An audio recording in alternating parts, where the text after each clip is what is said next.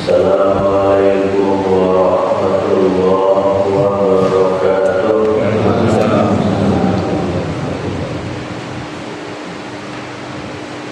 Alhamdulillahilladzi ahyana ba'da ma amatana wa ilayhin nusyur.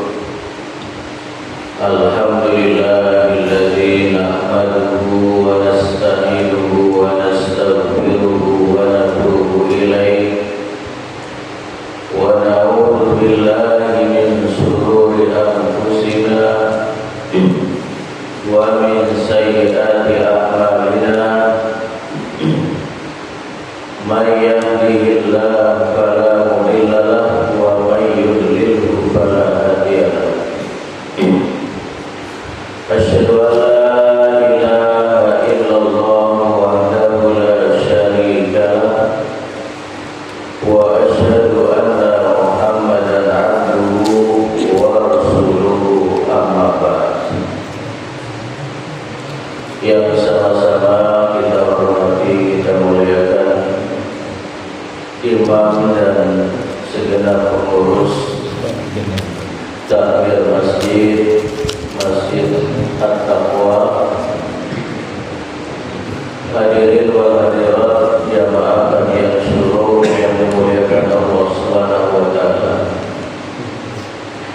Kita memuji Allah Subhanahu wa taala atas segala karunia, nikmat, hidayah dan taufiknya, sehingga sampai pada pagi ini, sampai subuh ini, kita masih mendapatkan jatah hidup.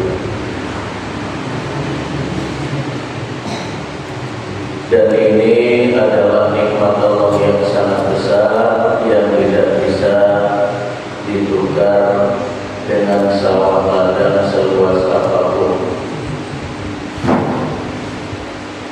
Tidak bisa ditukar dengan lembaran-lembaran bergambar Soekarno Hatta sebanyak apapun. Itu nikmat usia.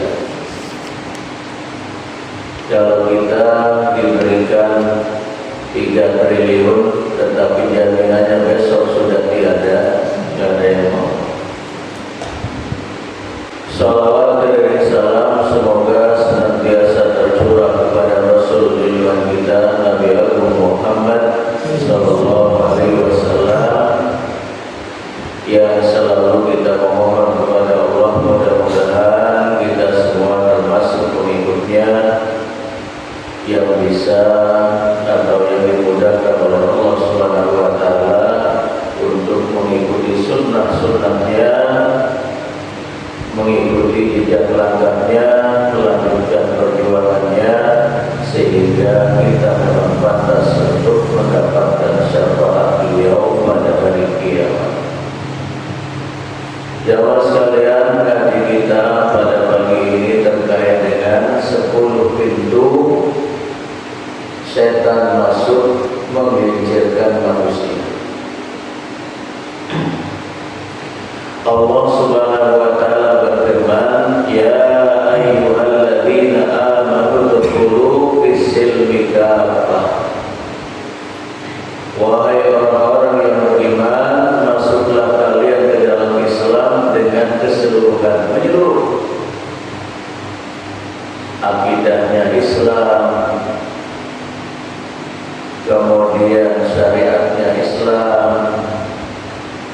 muamalahnya Islam, kemudian akhlaknya Islami, kemudian ekonominya Islami, dan seterusnya.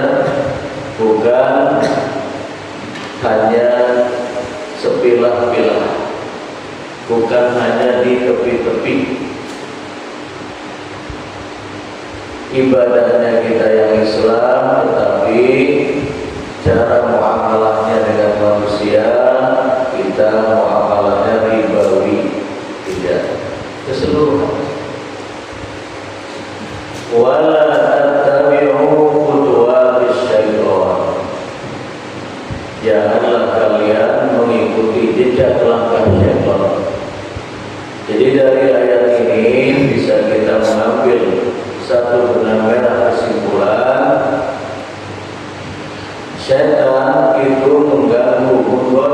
menggelincirkan orang-orang yang beriman tentunya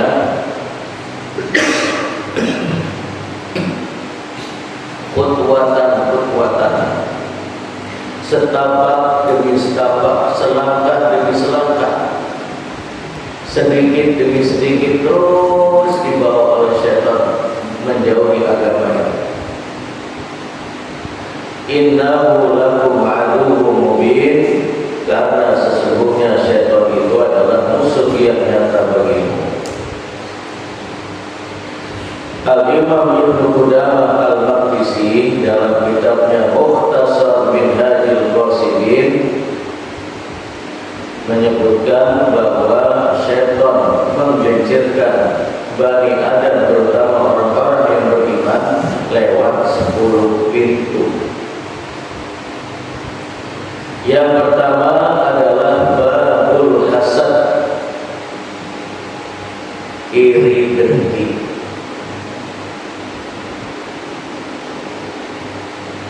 Kita membiarkan hati kita menggenang iri dengki,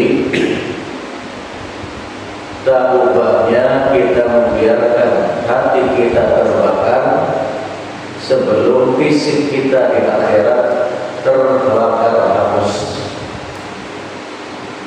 Karena orang sehebat apapun amalannya, sebanyak apapun nilai-nilai perjuangannya, kalau hatinya dipenuhi dengan hasad, la faedah fi. Karena Rasulullah menggambarkan dalam riwayat Abu Dawud, iyyakum wal hasada, jauhilah sifat dengki. Fa innal hasada yakulul hasanat, karena dengki itu akan memakan kebaikan. Kama ta'kulun nar al-haqabah, sebagaimana api akan menghanguskan kayu bakar. Itu hebatnya hasad ini. Makanya syaitan menggelincirkan Bani Adam lewat pintu ini, hasad. Dan orang yang hatinya dipenuhi dengan hasad, Bapak Ibu, tidak pernah merasakan kebahagiaan hidup. Tetangga beli kendaraan baru, tensinya naik. Kemudian melihat tetangga yang lain mulai renovasi rumah, darah tingginya melonjak. Kemudian yang lain, wah, semua penyakitnya muncul. Maka orang yang membiarkan hasad bersemayam di dalam hati tidak pernah merasakan kebahagiaan, karena dia membakar dirinya, membakar hatinya sendiri.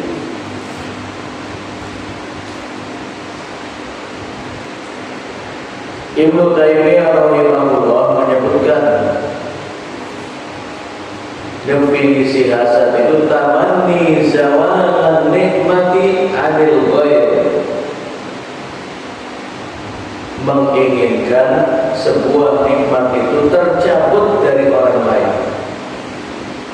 Nah, itu hasad. Sehingga mungkin ada sumpah, ada doa-doa yang buruk, kalau tidak dengan tindakan supaya nikmat itu dicabut oleh Allah Subhanahu wa Ta'ala. Makanya terkadang kita sering mendengar antara pedagang ketika hatinya sudah dipenuhi dengan hasad, maka dia melakukan apapun supaya pedagang yang lain tidak laku. Itu karena hasad.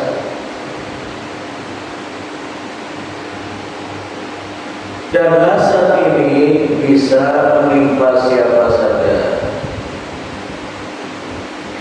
entah itu imam masjid, entah itu jamaahnya, apakah itu pengasuh pondok pesantren atau santri-santrinya, apalagi penguasa, pejabat dan yang lain. Korban yang sangat banyak, termasuk putra Nabi Adam alaihissalam, Qabil, yang pada akhirnya membunuh saudara kandungnya sendiri, Habil, karena hasad. Saudara-saudara Nabi Yusuf dengan tega menceburkan Nabi Yusuf alaihissalam ke sumur tua juga karena dibakar oleh hasad. Orang-orang Yahudi yang sebelumnya ketika Rasulullah belum diutus, mereka memberikan kabar gembira kepada penduduk Madinah, sementara lagi ada Nabi terakhir yang diutus begini. Begitu sudah diutus karena bukan dari Bani Israel, hasad dan min indi anfusihim, kedengkian di hati mereka, bukan menjadi pengikut Rasulullah, bahkan memerangi dan memusuhi Rasulullah SAW. Itu hebatnya hasad. Kemudian yang kedua, babul ghadab, pintu amarah. Imam Bukhari meriwayatkan dari Abu Hurairah radhiyallahu anhu bahwasanya pernah datang seorang sahabat kepada Rasulullah seraya mengatakan, "Ausini ya Rasulullah, nasihati aku."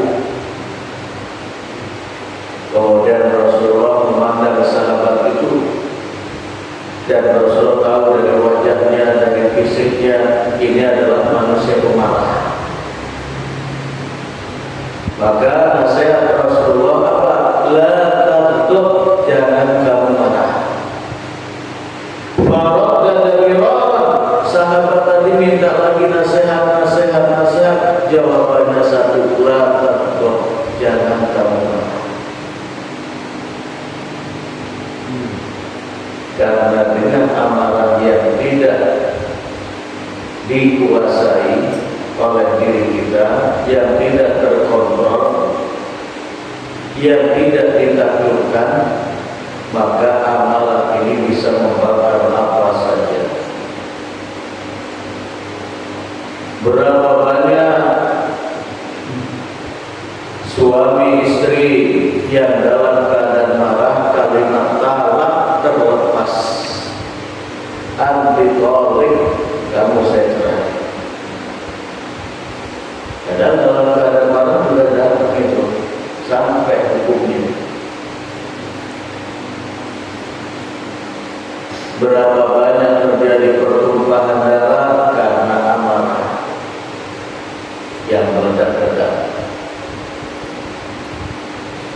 Maka terkait dengan amarah ini, apabila kita mampu mengendalikannya dengan baik, maka kita termasuk dalam kategori kelompok orang-orang yang muttaqin, wal kadhiminal ghaidh, orang-orang yang mampu menahan amarahnya. Al-Imran 134. Artinya orang yang tidak mampu mengendalikan amarah itu telah terlempar dari kafilah orang-orang yang muttaqin. Maka dari pintu inilah syaitan itu diizinkan Bani Adam, terutama orang-orang yang beriman.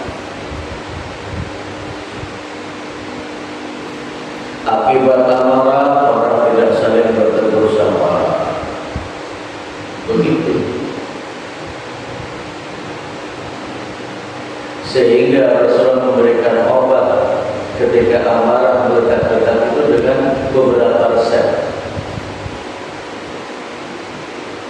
Terkadang idza ghadiba ahadukum falyaskut, kata Rasulullah, apabila salah seorang dari kalian marah, maka diamlah, jangan berbicara apapun. Suami suami istri yang saling meluapkan amarah, kalau keduanya diam, selesai. Tapi karena terus ngomong begini begitu, akibatnya kalimat talak terlontar. Coba kalau diam.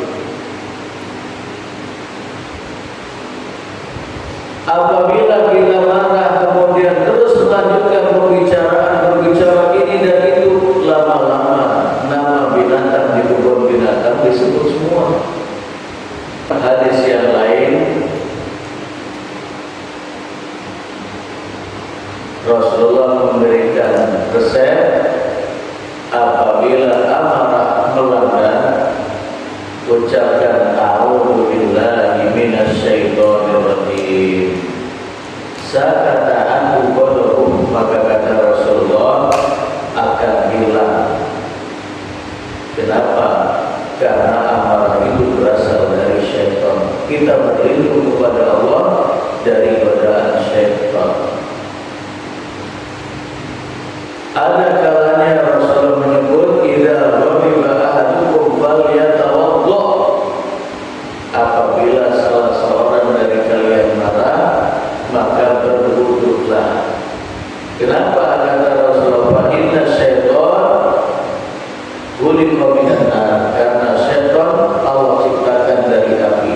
Inna ma tudfa'un nar bil ma', sementara api itu akan redam dengan siraman air. Maka apabila salah seorang dari kalian marah, maka guyurlah dengan air wudhu. Hilang. Kemudian merubah posisi, yang tadinya berdiri lagi marah, berubah posisi menjadi duduk. Kalau lagi duduk berubah menjadi berbaring. Kenapa? Orang yang sedang berdiri kemudian dia meluapkan amarahnya, semuanya bisa diambil dengan tangan.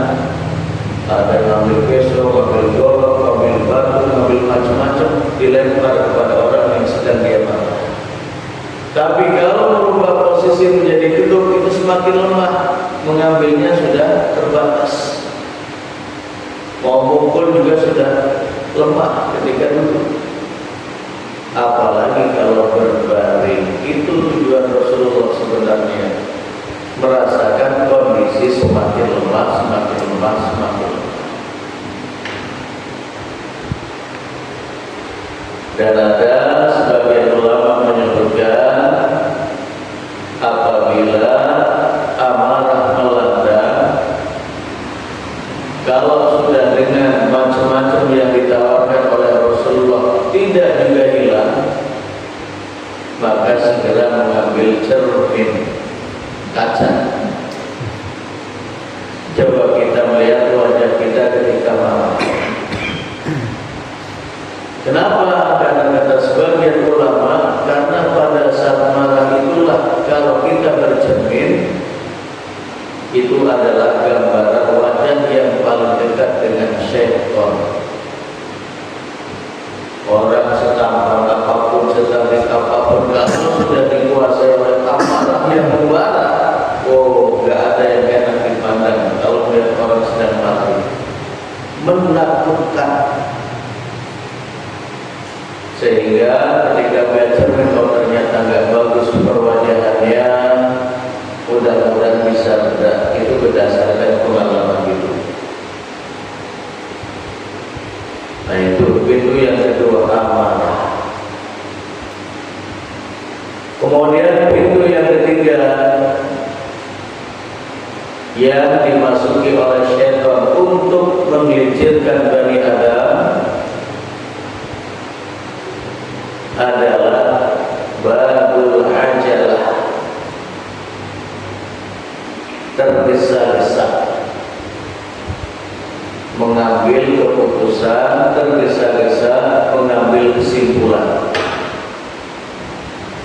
Rasulullah bersabda dalam riwayat Tabrani dan Baihaqi serta Imam Ahmad, at-ta'anni minallah wal ajalatu minasyaitan. Sikap tenang itu adalah anugerah dari Allah. Wal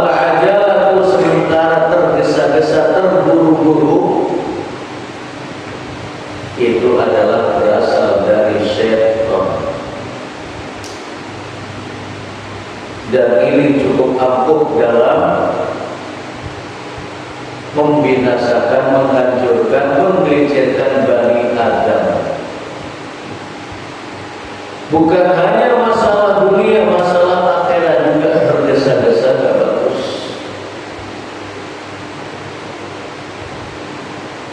Sekarang ini misalnya dalam urusan akhirat terkait dengan umroh, berapa banyak sekarang dana talangannya? Hanya dengan 5.000, 5 juta, 3 juta bisa berangkat. Artinya orang yang berhutang untuk ibadah seolah-olah dia menjamin usianya panjang. Padahal hutang itu sangat dibenci oleh Rasulullah. Apalagi kalau kita melihat praktek talangan di bank-bank itu, menghancurkan. Ya kalau belum mampu, ya sudah dikumpulkan sedikit demi sedikit. Walaupun kita punya income yang tetap, tapi kita nggak tahu kebutuhan seperti apa. Sabar, dikumpulkan dulu sedikit demi sedikit. Ini tawaran hanya 2 juta, 3 juta, pergi ke bank, urusannya dengan bank, dengan BMT, berangkat umroh. Kata Syekh Muhammad bin Shalih Al-Utsaimin, orang yang mengajukan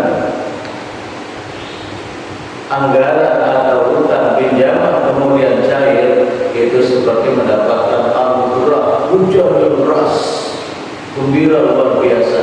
Tapi bulan berikutnya,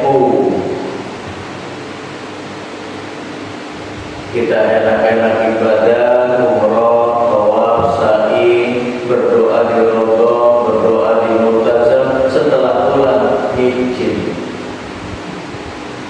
Alangkah beratnya hidup itu. Begitulah sifat tergesa-gesa manusia. Rumah baru diangkat P3K, atau baru diterima ASN, kemudian melihat model rumah-rumah yang baru, dilihat ini yang paling bagus, akhirnya pergi ke bank. SK dan yang lain langsung dititipkan, langsung mampir ke bank rumah dari hutang.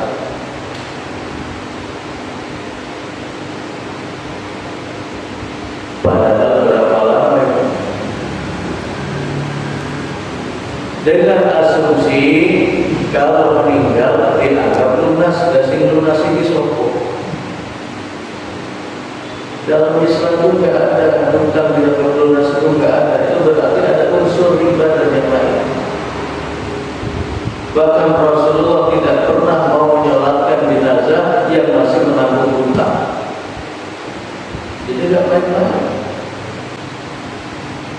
Gimana mau sedekah, gimana mau berbagi, gimana memperhatikan orang lain kalau dia disibukkan dengan angsuran.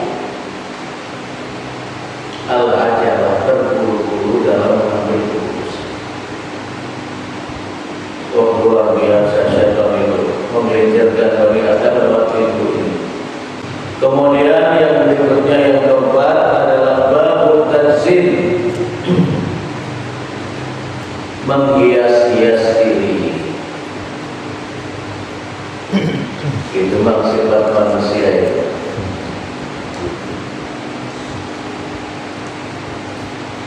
Kebutuhan manusia yang asasi, kebutuhan secara duniawi, sandang, pangan, papan, itu kebutuhan primer.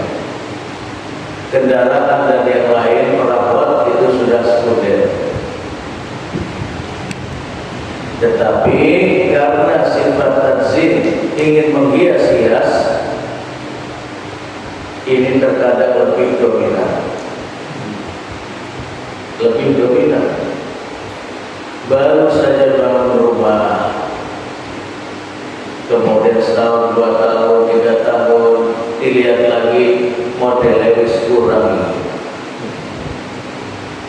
catnya sudah nggak pas, ganti lagi, itu finansial.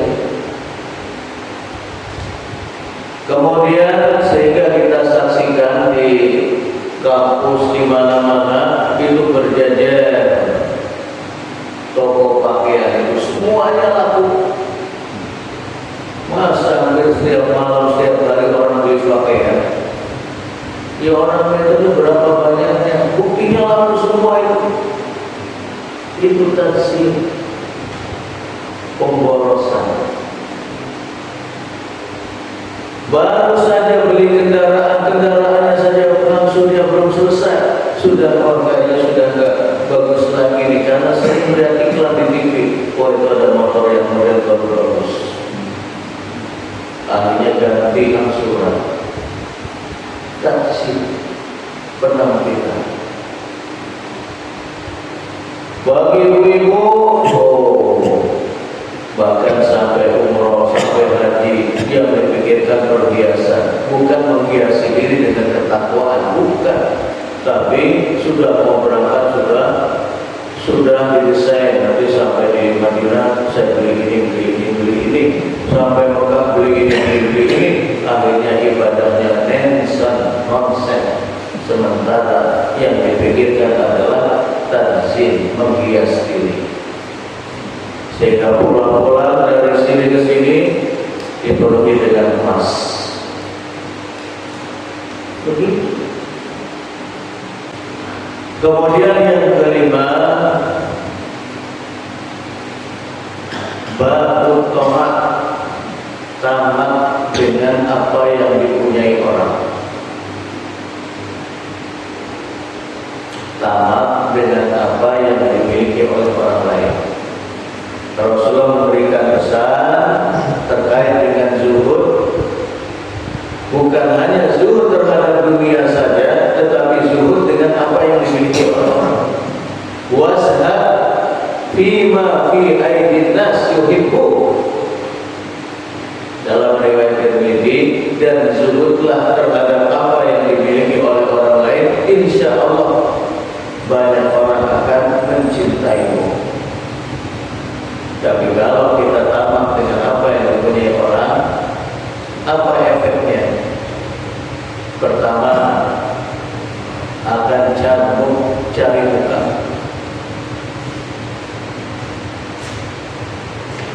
Yang penting Bapak senang. Kemudian yang kedua, kalau sudah tamak dengan apa yang dimiliki oleh orang, dia akan merapat. Sehingga kalau sudah merapat, yang penting rapat. Masalah setelah itu, orang yang didekati itu melakukan kesalahan atau apa saja, seolah-olah menutup mata.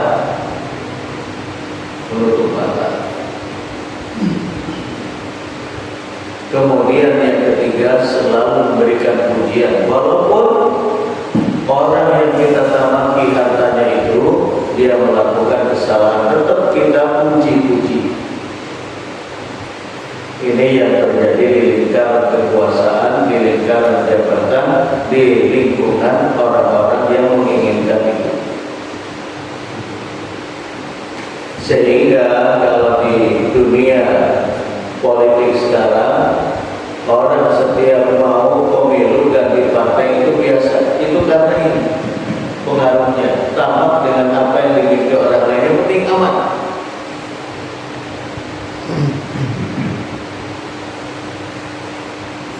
Termasuk juga dalam pilkada, ada 01, ada 02. Oh ternyata lama-kelamaan angin itu lebih bertiup ke 01, merapat ke 01, yang tadinya 02. Sehingga tidak jarang orang-orang yang bermental begini ini menginginkan apa yang dipunyai orang dari kekuasaan, dari jabatan, dari pengaruh, dari harta, dari yang lain, itu merapat. Sehingga tidak jarang orang pasang dua kaki. Di pasal 1 dia pasang kaki, di pasal 2 pasang kaki. sehingga aman. Itu mental-mental yang tidak dibenarkan di dalam Islam, karena itu mental hipokrit. Tapi begitulah yang terjadi. Kalau sedang berpuasa, sedang ada harta, sedang ada pengaruh, woi ngumpul semua itu. Begitu pengaruhnya sudah mulai rendah, hartanya sudah berkurang, wilayah kekuasaannya sudah semakin terbatas, apalagi dalam keadaan bahaya, misalnya ada isu-isu dan korupsi segala macam, semuanya menjauh. Apalagi kalau sudah lengser. Kalau sudah lengser, begitu Bapak Ibu. Itu nggak disangka itu adalah teori setan yang sangat ditutup menenggelamkan Bani Adam, terutama orang-orang yang beriman. Mental-mental hipokrit. Kenapa? Karena tamak dengan apa yang dipunyai oleh orang. Dan minum sesuai dengan selera mereka, itu sudah berada di ambang batas. Karena dari pintu inilah syaitan itu mengobrak-abrik keimanan kita. Sehingga Ibnu Abi Hatim menyebutkan di antara mudarat asyabah, kenyang itu 5. Makanya Imam Syafi'i rahimahullah mengatakan, "Ma syabitu mundu sita asrata sana." Aku tidak pernah kekenyangan makan dan minum selama 16 tahun. Sederhana saja dalam makan dan minum. Kenapa? Karena kata Ibnu Abi Hatim, dengan kekenyangan itu ada 5 mudaratnya. Yang pertama, yuskilun bil badan, membuat badan menjadi berat. Sementara kita baru tahu orang yang gemuk itu identik dengan penyakit. Dengan penyakit. Gitu. Makanya banyak orang yang diet tapi makanya jalan terus, gimana mau diet? Ngomilnya gak kurang-kurang. Kemudian yang kedua, yuksil qalb, kekenyangan dalam makan dan minum, berlebihan dalam makan dan minum membuat hati menjadi keras. Dan tanda-tanda kekerasan hati itu gak ada empati dengan orang lain. Masa bodoh tetangga, jiran, kanan kiri, mau makan atau enggak, ada beras apa enggak, ada ini apa enggak, ada sayuran apa enggak, ada bumbu apa enggak. Masa bodoh yang penting kita makan dan minum dengan kenyang. Padahal Rasul berpesan kepada Abu Dhar, "Ya Abu Dhar, idza tabakhta marqatan fa'tir ma'aha wa ta'ahad ila jirani." Itu supaya ada empati, supaya tidak terlalu berlebihan dalam makan dan minum. Ya Abu Dhar, apabila kau membuat sop, bikin kari, perbanyak kuahnya dan bagikan kepada tetangga-tetangga. Jadi tetangga itu bukan hanya baunya saja, wih enak betul ini tetangga ini, oh masak kambing kayaknya, diberi tetangga itu. Begitu supaya hati menjadi lembut, tidak keras. Hati yang keras pula, orang mau ngaji atau tidak, orang mau ibadah atau tidak, orang mau melakukan kebaikan atau tidak, masa bodoh yang penting saya baik. Itu tanda hati yang keras. Dan kalau kita melihat ada ayam jago berada di tepi jurang, ada harapan. Hati-hati juga ayam nanti jatuh ke jurang. Nah ini manusia berada di tepi jurang neraka kita biarkan. Itu tanda hati yang keras. Itu salah satu pemicunya berlebihan dalam makan dan minum. Kemudian yang ketiga, wa yuzilul fitnah. Pakai toh bukan pakai tak. Fitnah, menghilangkan kecerdasan. Jadi orang yang berlebihan dalam makan dan minum itu hafalannya nggak nambah-nambah itu. Tiap hari ikut pengajian, ikut ini, tapi nggak nyambung-nyambung. Makanya kadang-kadang pagi-pagi sebagian ibu ketemu saya itu lari-lari. Kenapa? Karena saya lewat, mereka lagi di warung sayuran. Padahal itu ibu-ibu yang rajin taklim. Rajin taklim. Begitu ke toko sayur, ke warung sayuran, nggak pakai jilbab, pakai pakaian tidur, sehingga mereka lari. Itu bisa jadi kenyang dalam makan dan minum, sehingga walaupun tiap hari lebih dari satu majelis dihadiri, ini nggak nyambung-nyambung. Begitu, apalagi bapak-bapaknya yang nggak rajin taklim. Begitu. Bahkan sebagian ibu-ibu juga begitu, rajin ngaji, tapi kalau ada acara hiburan-hiburan yang terdepan. Kemudian yang keempat, wa yajlibun naum, cenderung untuk selalu tidur. Dan itu sudah kita buktikan di bulan puasa, di Ramadan. Ketika kita berbuka puasa dengan berlebihan, maka begitu sholat tarawih diadakan, oh berat. Udahlah sekali-kali sholat di rumah, ternyata enak sholat sendirian di rumah. Kenapa? Karena cepat.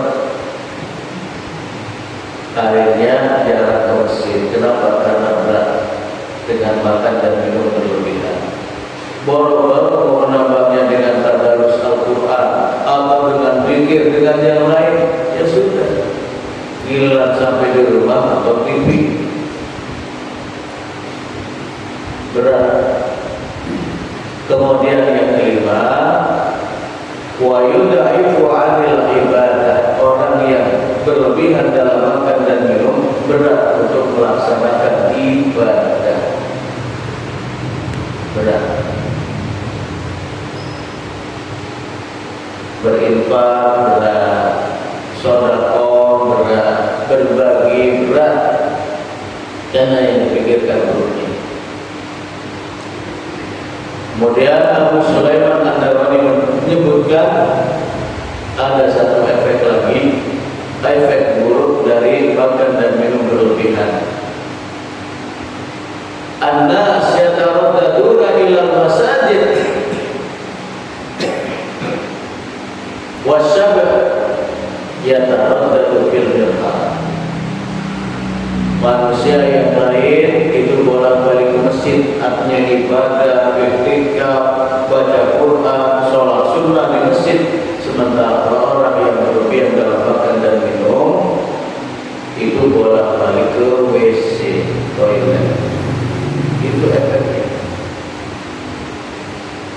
Maka kita melihat di metode ini sebagai bukti memang pengaruh syaitan dengan makan dan minum berlebihan itu cukup berhasil. Karena di mana-mana resto dan semuanya laku, mulai yang berkelas sampai yang tidak berkelas, semuanya laku. Padahal kalau kita lihat penjual sayuran laku juga, tapi semua juga terus tiap hari bagus. Kurang apa lakunya? Tapi di sebelah jualan pecel, jualan apa, dia juga laku juga. Artinya memang manusia terhadap makan dan minum itu banyak tergoda dengan tipu daya syaitan. Kemudian yang kedelapan, babul asabiyah, fanatik. Ini juga berat betul ini. Bahkan dulu sahabat Rasulullah pernah dorong-dorongan antara Muhajirin dengan Ansor ketika berebut air sepulangnya mereka perang dari peperangan Al-Muraisi atau Bani Mustalik.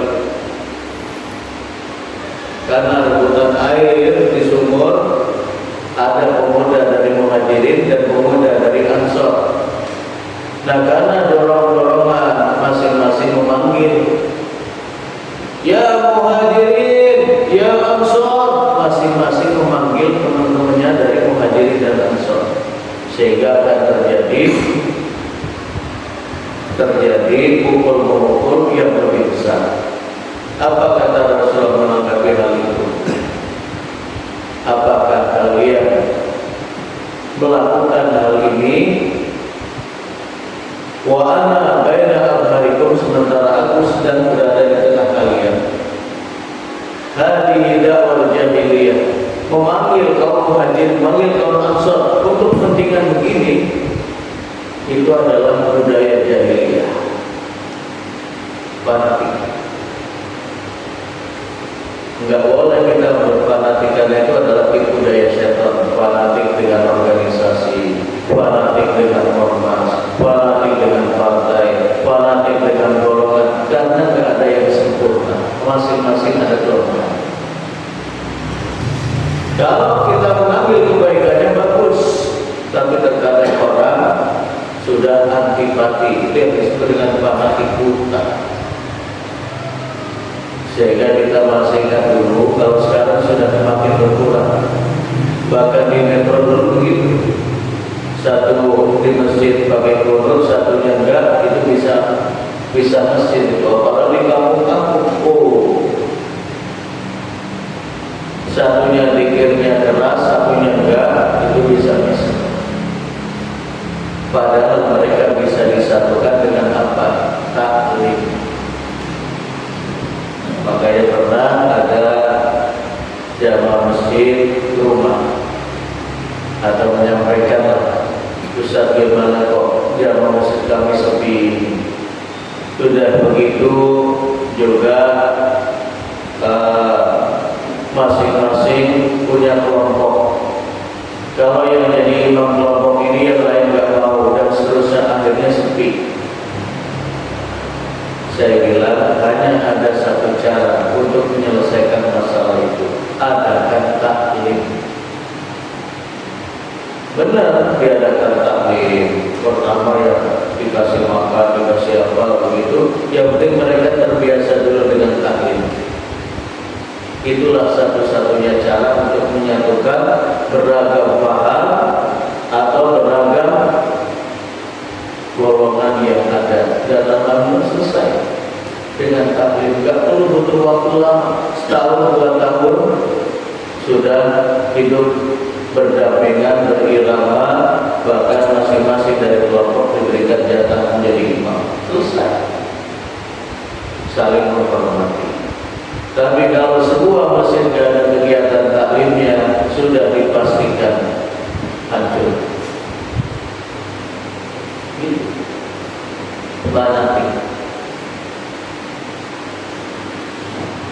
Fanatik ini berbahaya karena itu adalah budaya jahiliyah. Di sebagian masyarakat itu ada kabilah-kabilah, ada suku, dan kalau sudah membela sukunya, itu budaya jahiliyah.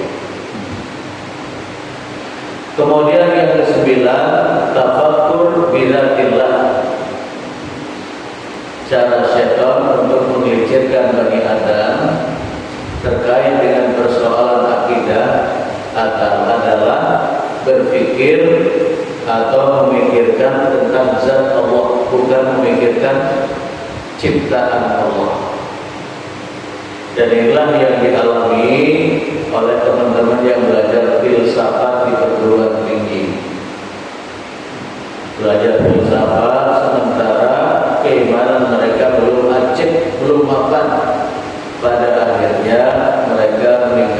sholat, padahal di perguruan tinggi agama. Kenapa? Kenapa yang dibahas itu Allah terus tentang sifatnya, tentang terkait dengan zat Allah. Kenapa? Karena manusia itu terbatas akalnya. Maka Rasulullah bersabda dalam riwayat Tirmidzi, "Tafakkaru fi khalqillah wa la tafakkaru fi dzatillah." Berpikirlah tentang makhluk ciptaan Allah, tetapi jangan sekali-kali berpikir membahas tentang zat Allah. Kenapa? Karena rasio akal manusia terbatas. Lama-kelamaan kufur. Langit bumi ciptaan Allah, biasanya ciptaan Allah ini sopo. Kafir bermalam itu, gak mengakui keberadaan Allah. Kenapa? Karena gak ketemu jawabannya. Makanya pesan Rasulullah, "Tafakkaru fi khalqillah wa la tafakkaru fi dzatillah." Kemudian pintu yang terakhir singkat saja adalah babu su'udzon, pintu berburuk sangka. Namanya berburuk sangka itu nikmat betul. Makanya Rasulullah menyebutkan jangankan berburuk sangka, banyak berprasangka saja sudah berat.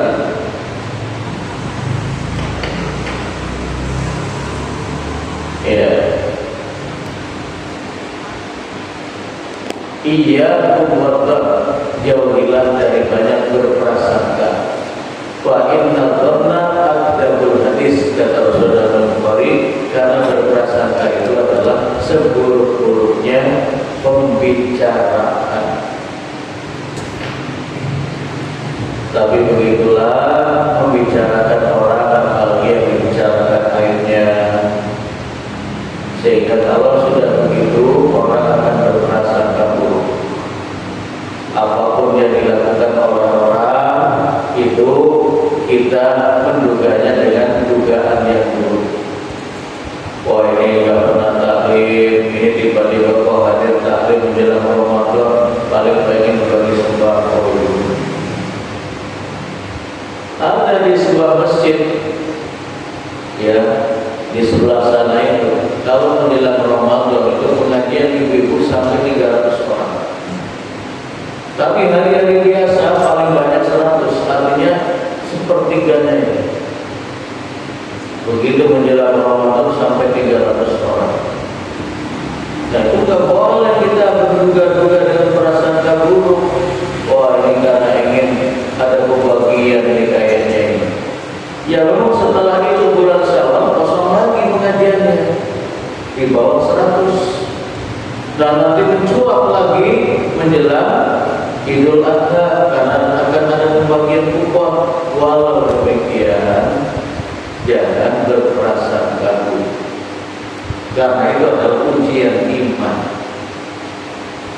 Ya kita berhusnuzon saja, berbaik sangka. Ya mudah-mudahan dengan ini hidayah akan terus berlanjut terus. Terkait dengan 10 pintu yang dimasuki oleh syaitan untuk menggelincirkan Bani Adam, sebagaimana disebutkan oleh Ibnu Qudamah Al-Maqdisi dalam kitabnya Mukhtasar Minhajul Qasidin.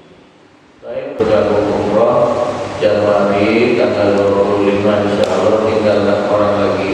Sudah ada 29 orang, kita cukupkan 35. 8, 12 hari bagi jamaah At-Taqwa ada pelatihan 1 juta. Untuk Ramadan 15 hari, batasnya 50 meter dari Masjidil Haram. Burjul Jiwar 15 hari hanya 37,8. Dan Syawal 9 hari pesawat yang kali Garuda hanya 29,8. Bagi Januari dan Syawal ada pelatihan 1 juta. Tapi kalau Ramadan karena mepet tidak. Demikian ada